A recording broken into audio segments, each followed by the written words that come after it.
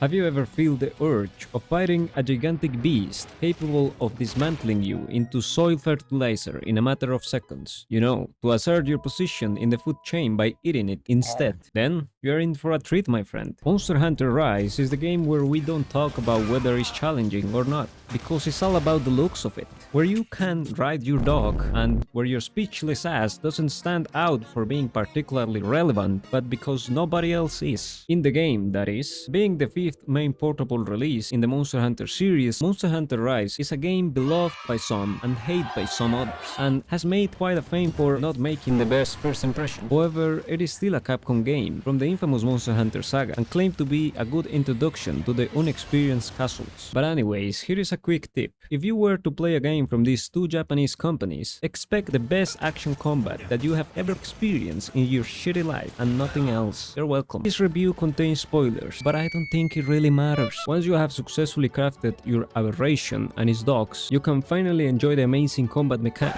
Is this The Sims? What the shit? First, you will learn about the hidden mechanic of speedrunning through the countless amount of dialogue in a game that stands out for its combat, for which you will have to perform the hidden move of fingering the skip button, after which you will be prompted with the question, what the fuck do I do? Once you complete the fucking Sims, you can finally play the damn game, but first, you need to know Monster Hunter is a simulator for, you guessed it, hunting monsters, where the enemy are this godforsaken creepy-ass beast called human beings, and your job as one of them is to unalive the local fauna, for the noble goal of harnessing their parched fat.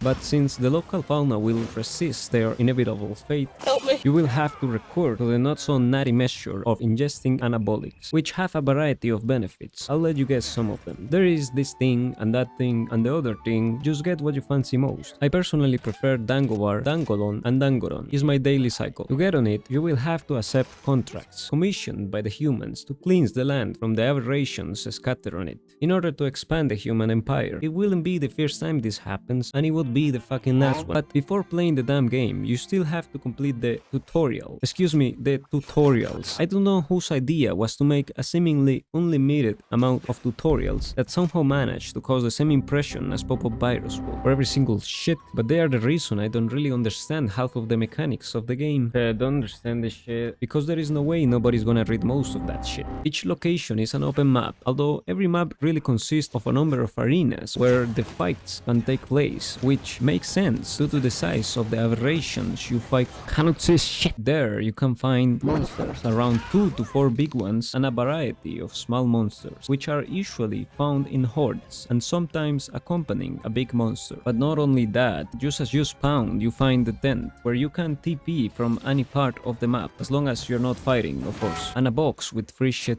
There is also loot that can be found, as plants, minerals, creatures, endemic life, and other stuff that respawns over time, and the occasional invader. Combat and exploration. In previous releases, you had to actually track the monsters with different mechanics. In some cases, you even needed to understand the natural spawn point of a monster, like a real hunter, I suppose. In Monster Hunter World, you have to follow a light that just knows where the monster is. And in Monster Hunter Rise, there is Kahoot, a bird that can left even the most advanced GPS technology in shambles, that can track your ass wherever you might be with no delay whatsoever. But why have an open map if the combat only happens on some arenas over the map? Well, that is because at some point in the fight the monster will just fuck off to some other arena. Bye, have a great time! Then you will have to perform the most popular hunting tactic for humans since ancient times. You have to follow it wherever it goes, and fight it there until it decides it's time to fuck off again. Repeating this process is what we call exploration on Monster Hunter. Where am I going? But different from other releases, Monster Hunter Rise has mounts that at first appears to help you to get from point A to point B, but it's more than that. You see, the mount goes faster than you'd far as, so it has already changed the pacing of the game. Before Monster Hunter Rise, if the monster moved away from you, which they usually do, you had to shit your weapon and wobble your arse towards it. Now, even though it takes a little time to get on the mount, it gets the job done and takes you faster to the objective. Once you arrive, you can even jump from it to get a free hit on the monster. And then there is the wire bug,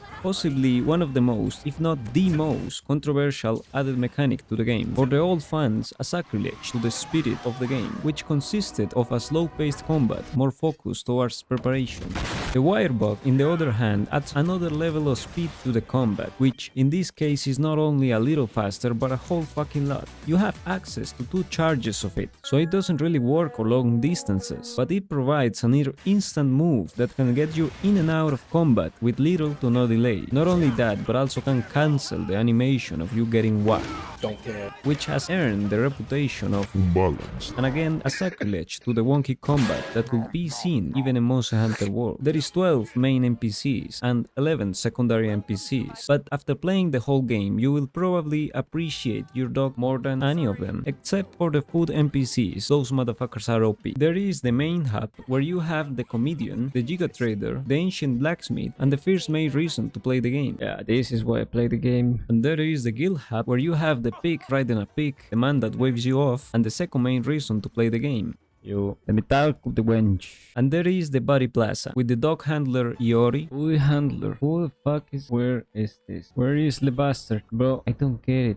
Who is this Iori? Who is this Iori guy? Where is him? Ah, maybe he's some retarded. What happened, man? And the immigrant wench, loot and crafting. There is a considerable amount of shit in this game that you will most likely never know what it's used for. Thankfully, you don't really have to manually sort and craft most of the shit, because it just happens as you pick it up most of the time. But if you start to run out of healing, you need to buy it from the trading bastards. And if you run out of money, you have to finally start crafting. Additionally, there are status debuffs and buffs that can be either removed or applied with consumable items, so you must collect all the wheats. None is going to waste. The combat. There are 14 weapon classes, among which we can find the dual blades, the longsword, and a fucking machine gun, but all of that is baby shit. The only weapon we use is the greatsword, which can be described best as simple but complicated. It's simple because its moveset consists of only 2 main attacks. You either bonk this way or bonk this other way. Is that brain dead? But it's complicated because you are slow as fuck. And believe me, you don't want to be slow when these freaks of nature are attacking you. Anyways, the weapons are crafted by the blacksmith with materials that you pick from the map, materials from monsters, and money. There are small monsters, large monsters, and elder dragons. The small monsters are for the most part environmental. What the fuck was...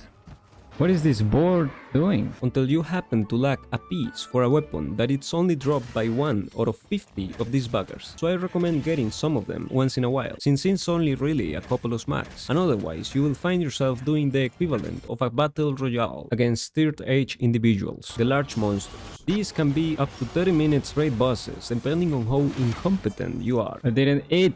Fucking hell, I didn't eat. And represent most of the content of the game, which usually consists of asking this wench or this wench for a single player or online quest. The Rampage. It's like Plants vs Zombies, but if you could smack the zombies. You see, the humans are not just hunting monsters, they are at war with them, mainly because they are coming into the village. So you have to dispatch them using stations that can include traps, mountable guns, villager mounted guns, and villager bait. Well, if it is their village that is under siege, they might as well help. Story. Kamura is a village in Congo where the fucking aberrations have gone out of control and are attacking the human settlements on an event called the Rampage that apparently has happened in the past. So the hunter is assigned the task of exterminating them. But then a big ass dog appears that you are conducted to think is related to the story, but it's not. It's just another dog that you have to eliminate, because even after killing it, the monsters attack again. After you repel the monsters, the real dog appears that appears to be a simp maggot,